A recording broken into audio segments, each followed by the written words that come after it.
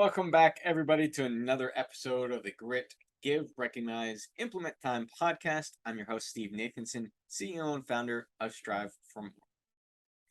We're going to continue the conversation from last week where we talked about engaging and re-engaging direct reports, but now extend it to this second level, this holistic level across the board for organization. So as an HR department, people who are involved in, say, leadership development, talent management, talent acquisition, and retention, we often ask, how do we increase employee engagement and motivation? We ask this holistically. So we're going to take what we talked about last time and extend it now to the organization as a whole versus focusing on direct reports in one specific individual. So one of the things that I said last time is we all too often play a guessing game. I think we should do this. I think we should do that. Does that actually work? How often do we truly hit the mark? If we always guess and think we know best without actually understanding and knowing our employees, we will miss the mark. It's marketing 101. Know your customers intimately. Create your avatars, understand them, have empathy maps, not only who they are, say, demographically, but what do they think? What do they say to themselves, to others? How do they feel? What are they truly looking for? Their needs. And how do we do that? We ask them. We actually talk to real life potential clients. We do this as a business to understand who we're trying to sell to so that we can actually successfully sell to them. At the heart of that is knowing those customers. Same thing here. We have to know our employees.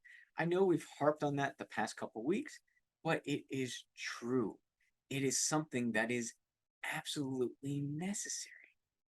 And the organizations right now that are doing the best, retaining their talent amidst the great resignation and in this new era of working, they are truly listening to their employees. They're surveying them. They're asking, having conversations.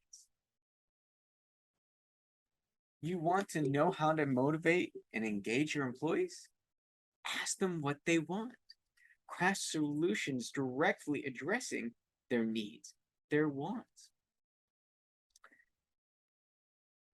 I know I'm harping on that, but it's the same approach that we take towards our external customers. We have to apply that internally. So when we know what they're truly looking for and we can actually put into place things that they want, that they are asking for, that they need, they're going to be more motivated to work there, they're going to be more engaged, and they're going to be happier overall. One of the other things that I've hinted at in the past couple of weeks as well is knowing who we are as an organization.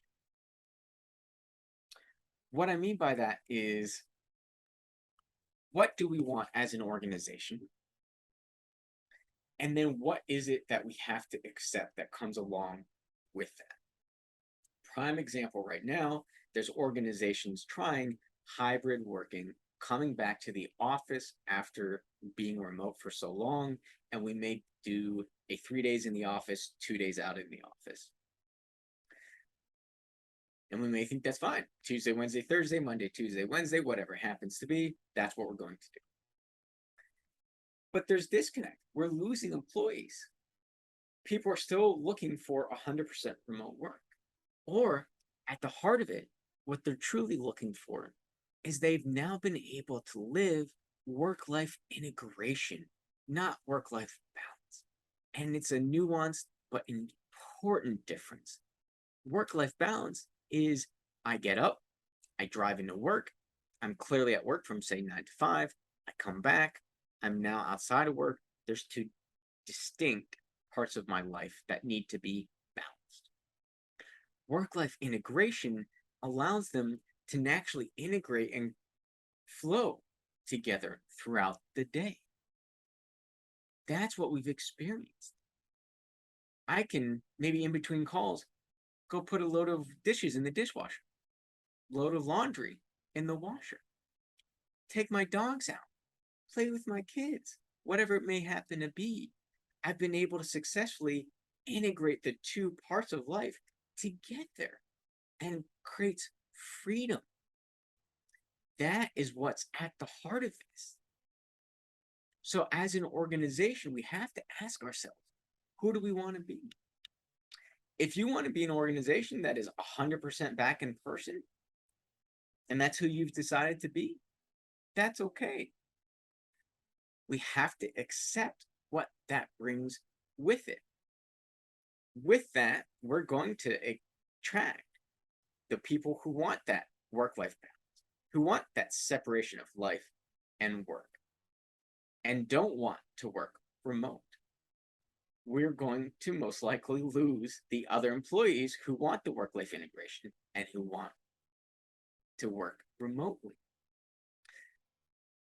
That's something we have to accept. So as an organization, when we define who we are and our identity, it's going to play into employee engagement and motivation. And we have to understand who that is as an organization so that we can attract the appropriate people to fit into that, because things have changed. People have changed. The way we live, the way we work, it has changed.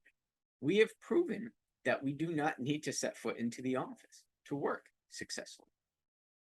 There's a lot of things that happen in person that do increase collaboration, increase interactions, do not make people feel isolated because they have that social connection. There is benefit to in-person work.